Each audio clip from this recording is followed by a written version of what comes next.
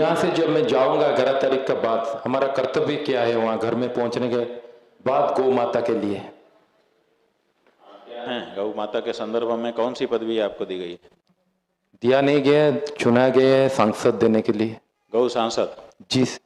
गौ सांसद के रूप में अगर आप कार्य कर रहे हैं और उस रूप में मान्यता आपको दे दी जाती है तो आपका कार्य ये होगा कि आपके क्षेत्र में जो चुने गए सांसद हैं जी, पहले तो यहाँ से लौट करके उनसे मुलाकात करें, आप मिलें जी जी, और उनको बताएं कि मैं संसद में गया था, वहाँ मुझे ये दायित्व दिया गया है कि आपसे मिलूं और आपसे अनुरोध करूं कि आप हमारे क्षेत्र के लोगों की ये भावना कि गौ हत्या बंद होनी चाहिए, इसको संसद में उठाइए।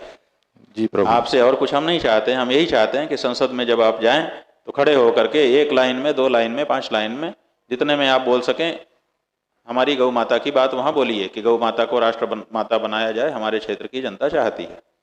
अगर वो कहते हैं कि ठीक है मैं जा रहा हूँ, सत्र अभी चल ही रहा है, तो अगर वो बोलते हैं तो बहुत अच्छा है, फिर उनको आपको धन्यवाद देने जाना पड़ेगा दोबारा जी। और अगर वो नहीं बोलते हैं तो क्षेत्र में आपको छोटी छोटी गोष्ठियाँ करनी पड़ेंगी कि भाई ये हम लोगों ने इनको चुना है, जिन लोगों ने वोट दिया है उन लोगों ने क्या गौ हत्या करने का इनको अवसर दिया है? ये गौ हत्या बंदी की बात चाहते हैं तो लोग कहेंगे, जो लोग गौ हत्या बंद करना चाहते होंगे वो कहेंगे कि हाँ हम ये भी चाहते हैं। तो आप कहिए कि चलिए मेरे साथ एक दिन हम लोग चलते हैं। पहले तो समाचार छपवाइए कि आज इतने लोग इकट्ठे हुए और उन सब लोगों ने तय किया कि इसके लिए सांसद से मिला जाएगा। सांसद को कहा जाएगा कि संसद में जाकर के हमारी गौ माता की हत्या की रोक के बारे में बात उठाएं।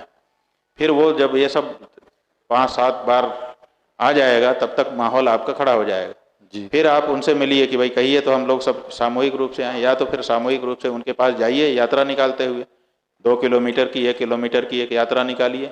100 लोग, 200 लोग, 500 लोग, 50 लोग, जितने आपके इकट्ठा हो सकें, आपकी जो क्षमता हो, नारा लगाते हुए जाइए कि गौ माता राष्ट्र माता। और हमारा सांसद ये बात क्यों नहीं उठाता?